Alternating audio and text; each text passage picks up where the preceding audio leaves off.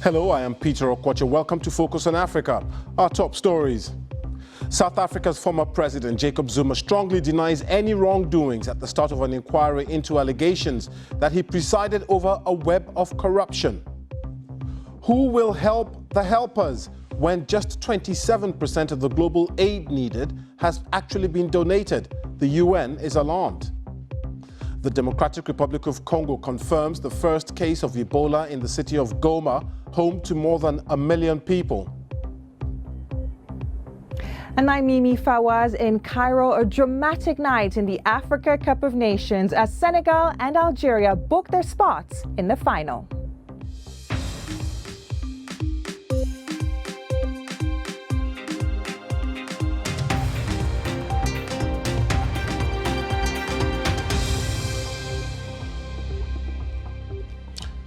Thanks for joining us here on Focus on Africa from BBC World News. South Africa's former president, Jacob Zuma, has made a string of dramatic allegations on the first day of his appearance at a corruption inquiry. Under oath, Mr. Zuma said the repeated claims that he was corrupt were part of a conspiracy to undermine him, a plot organized, at least in part, by Western intelligence agencies. The BBC's Nomsama Seko joins us now from Johannesburg. Former President Jacob Zuma arriving at the judicial inquiry into alleged government corruption. All right. Led by Deputy Chief Justice Raymond Zondo, the probe is investigating a web of deals involving government officials, the controversial Gupta family and state-owned companies. Do you swear that the evidence you are going to give will be the truth, the whole truth, and nothing else but the truth? If so, please raise your right hand and say, "So help me God." So help me God. Thank you. Jacob Zuma has been accused of enabling corruption and the looting of state funds while he was in power. He has repeatedly denied these allegations, while his lawyers have described the inquiry as an attempt to humiliate and ambush him. I've been vilified, alleged to be the king of corrupt people. The former president downplayed his relationship with the Gupta family, but admitted to helping them set up a newspaper and a television news station after accusing the South African press of being biased and unfair. A worrying point is that He went further to accuse former government ministers whom he appointed as spies of the apartheid regime. Viva ANC, viva! And his supporters were out in full force. As former President Jacob Zuma attempts to clear his name against a litany of corruption allegations against him, his supporters who've gathered here believe the former president is being persecuted. And they also say that there's a political conspiracy against him. There's no looting. There's nothing that Comrade Jacob Zuma has done. The thing is that he's been targeted by what monopoly capital. People are targeted by certain forces which have created factions. In what is seen as a rare example of an African leader being held accountable for alleged corruption, Mr. Zuma's televised testimony is expected to take 5 days to conclude. Nomsama Seko, BBC News, Johannesburg. The United Nations says that halfway into the year, humanitarian organizations have received only 27% of the money needed to provide relief to people affected by crisis worldwide. According to UN figures, a total of $26 billion is required, but so far, donor countries have contributed approximately $7 billion.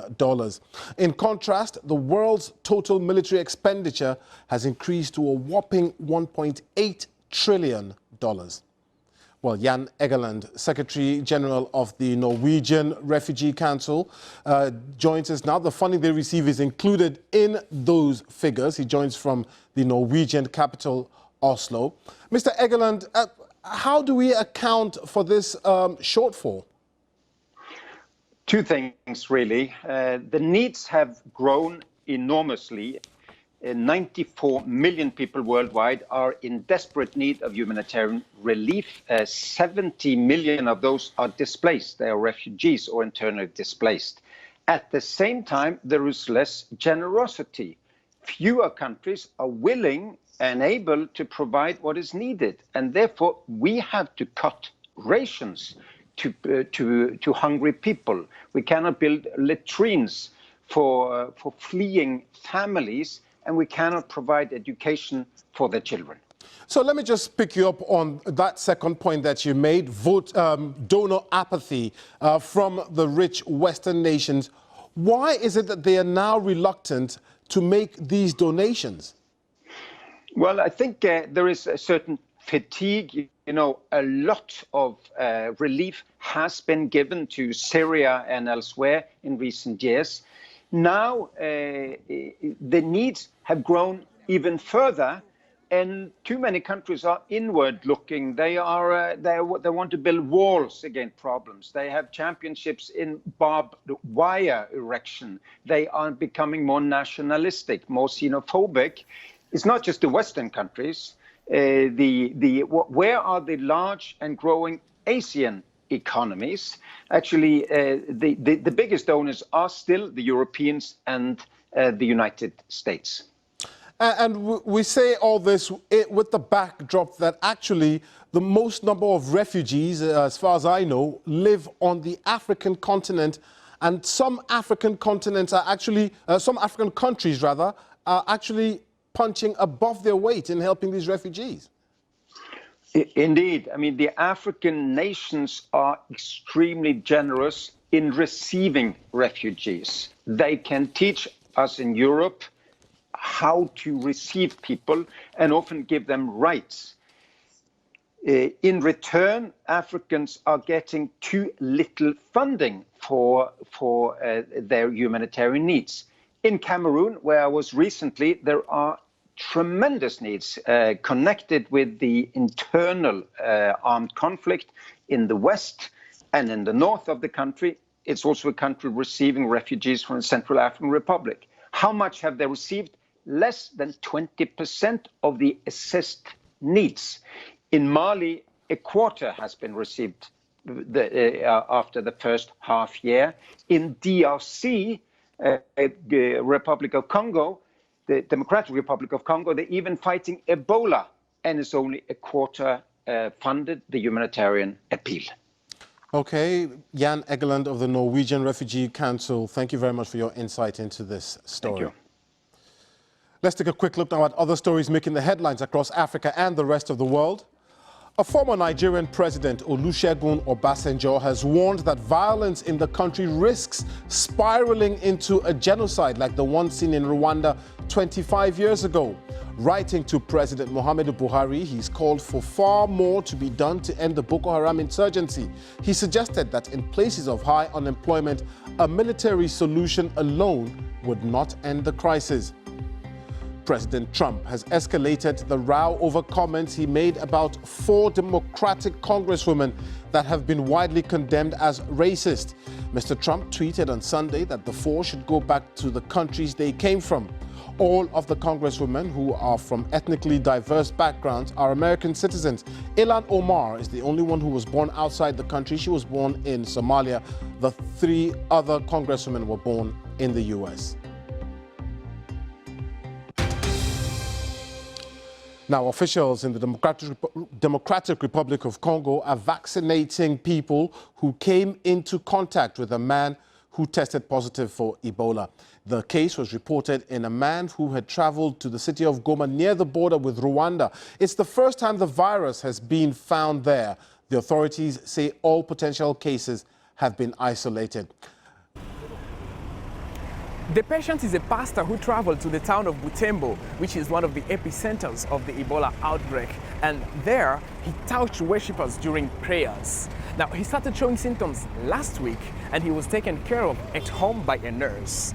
On his way to Goma, he changed his name on papers so that it was very difficult for health officials, and the response seemed to track him as he was trying to conceal his identity. When he arrived in Goma on Sunday, he went to a health clinic where lab results proved that he had the Ebola virus. He was directly put in isolation, and the 18 people who traveled with him in the same bus were identified and will be vaccinated as soon as possible.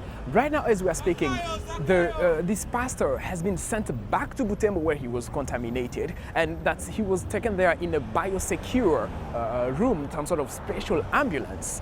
That means that the risk of the Ebola outbreak being propagated in Goma or spreading to Rwanda is very low now. Now, on the Rwandan side, the health officials have already vaccinated health workers along the border, and they have deployed their teams, reinforcing security both on legal and illegal points of entry of the border.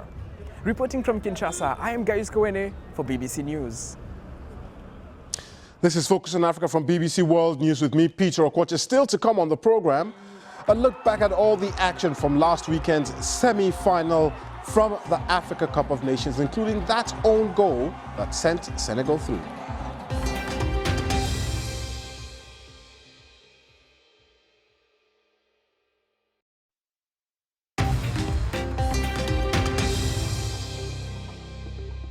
I'm Peter Okwoche. The top stories this hour.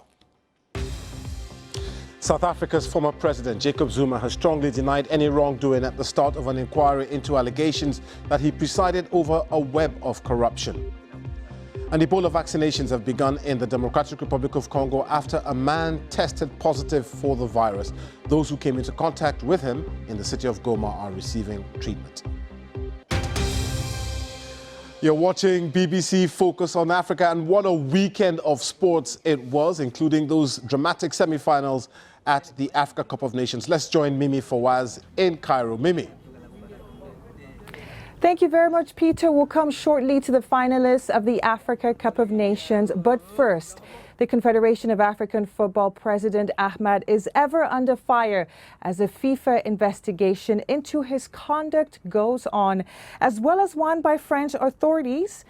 He has denied wrongdoing on both occasions. Today, the BBC can reveal that the 59-year-old received 2 sets of expenses, claiming to be in 2 different countries for the same 9-day period during the 2018 World Cup. I'm joined by Piers Edwards, who is across the story. Piers? Thank you very much, Mimi. Yes, documents seen by the BBC indicate that the CAF president and FIFA vice president claimed for payments from CAF for a period in late June 2018. First, he claimed he was in Egypt at the time, and then he also claimed at the same period of time he was in Russia.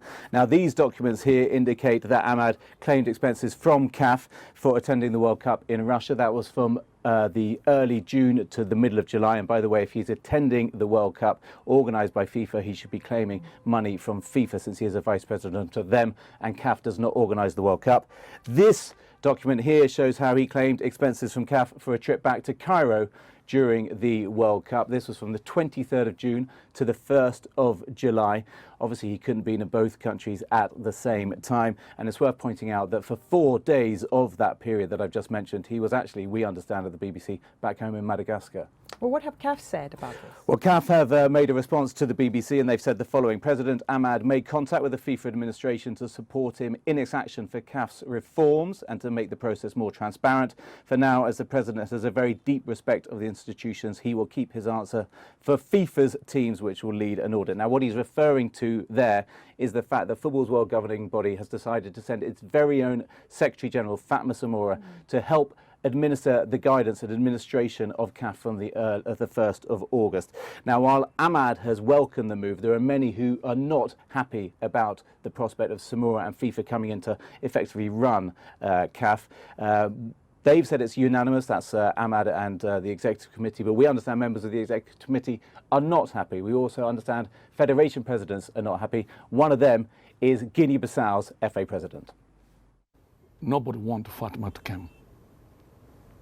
Most of the FA president in CAF reject. What I heard is that none of us, even me, I wouldn't like Fatma to come.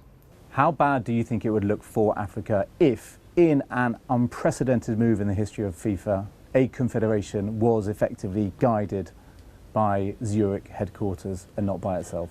If that happens, Piers, I'll just leave football. We need a reform to be done in CAF. However, whatever happened, the reform should be done in CAF.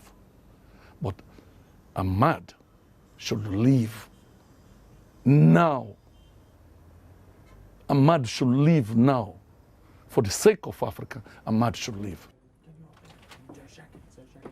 Now, we should say that it's also going to be quite lively during this week. Lots of meetings are going to be held in CAF. But let's move on to all the action of the Africa Cup of Nations, where Algeria booked their place in the final.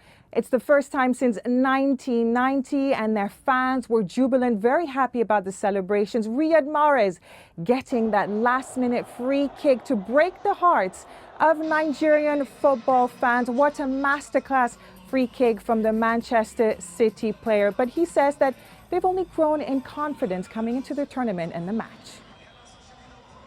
We had already the confidence, I think, but this game, yes, give us more confidence to play the final. It will be another battle, another tough game, but I think we are capable to win it. We've played Senegal in a group stage. It's a very good team, and we will see. A wonderful free kick from a genie of football made the difference. Last day we won in the last minute against South Africa. Today we lost. That's football.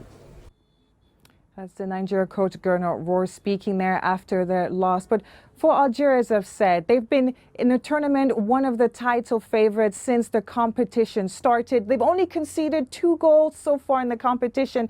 I would say that many people are saying that they're one of the clear favorites going into the final.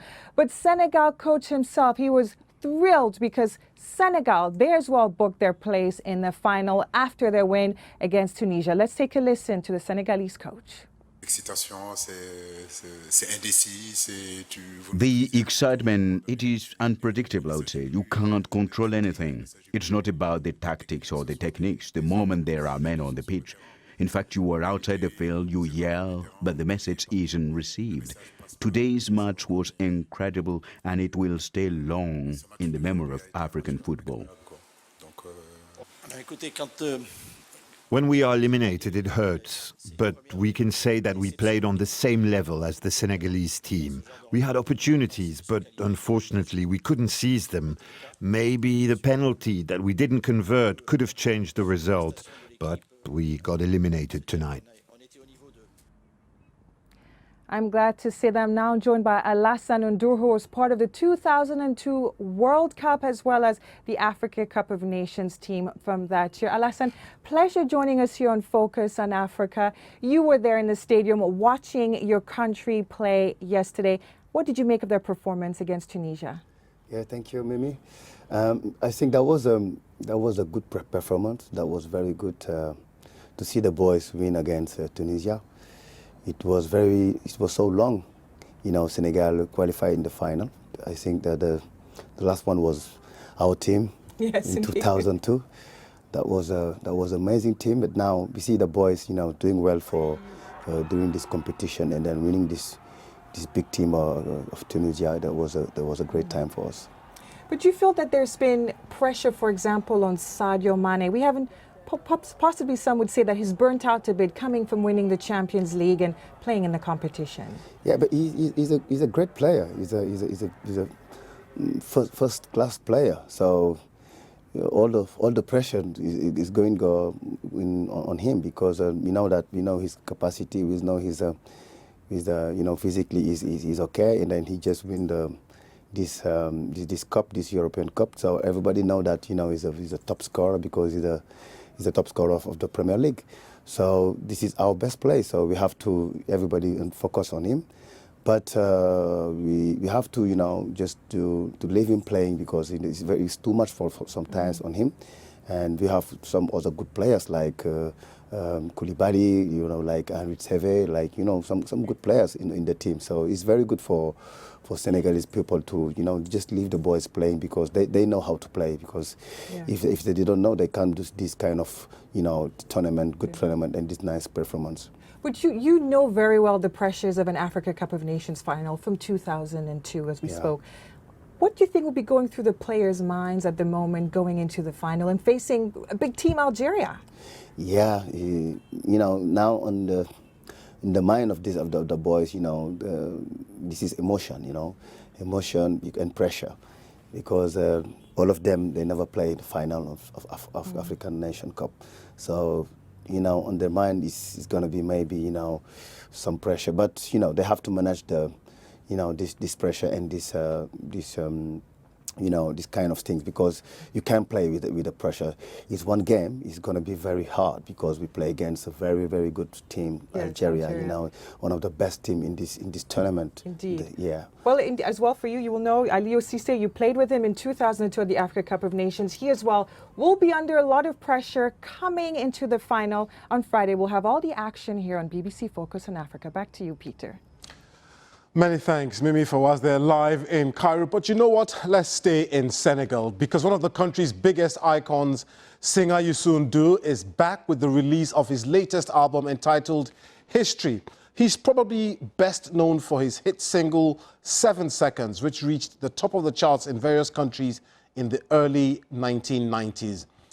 N'Dour was also Senegal's Minister for Culture and Tourism and a UN Goodwill Ambassador for 20 years. My colleague Sophie Kenya met up with him to talk all things music, working with young people, and his great passion, human rights. Today, I think there's a lot of Africans who working on the human rights things. You know, a lot of people who are really engaged. You know, a lot of activists, Africans, you know, talk to the Africans with the African language, and I think people get more information and they really involved, and we have to move forward. What I'm saying is, now I feel people have more information about good things, not like office here from London or office from New York tell them, you know, this is human rights, this is that. People in Africa know exactly what they want. This is important.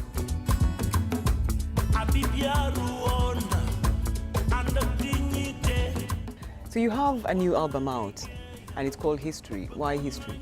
We're thinking about, you know, classical things, a song I have, and what's happening today with the young people who bring more new urban African music, and between what we have, you know, classical song and all my inspiration doing the some years ago, with this movement coming from the young people, there is a connection. If I could break the walls between my reality and my dream. So what did you learn then from the young people? Because they have picked something from you. What did you yourself learn while working with them? I don't know. I don't know. But you know, when you meet people, you know, you bring something and you learn something. I think they really fast. I think it's good sometimes, but it's very important to know things need more time sometimes.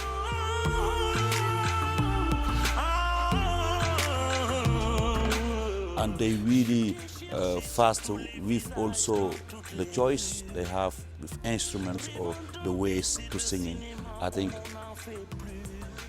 even today that they use, you know, technology to do a programmation, and musician still very important.